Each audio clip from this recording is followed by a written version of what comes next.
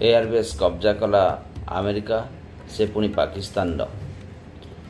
Pakistan airbase को कब्जा कला अमेरिका एक चांचल्यकर खुलासा आसी।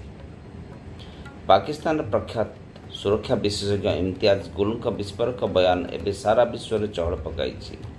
एक सामाजिक गणमाध्यम भिडियो से दाबी कर रावलपिंडी अवस्थित पाकिस्तान वायुसेनार नूर खान एयरबेस बर्तमान अमेरिका नियंत्रण में रही।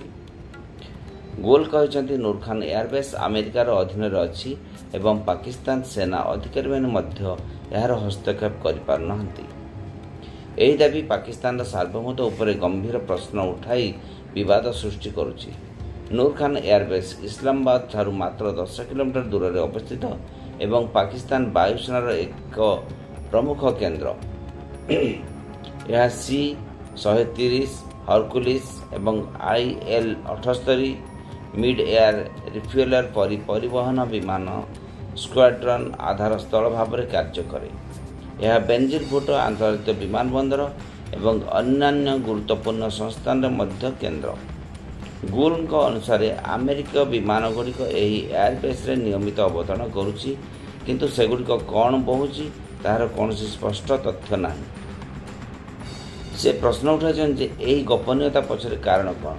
यही अभियोग पाकिस्तान रे जनसाधारण मध्य असंतोष सृष्टि करछि एवं देशर सुरक्षा व्यवस्था उपर विदेशी प्रभाव नहीं आलोचना तीव्र होइछि। एही एयरबेस निकट में पाकिस्तान सेनार मुख्यालय एवं पारमाणविक अस्त्रशस्त्र तदारख करुवा स्ट्रैटेजिक प्लान्स डिविजन अवस्थित, जहाँ यार रणनीतिक महत्व को आहरी वृद्धि करे। पाकिस्तान सेना किंबा अमेरिका सरकार तरफ यह दाबी संपर्क में कौन आधारकारिक प्रतिक्रिया मिलना।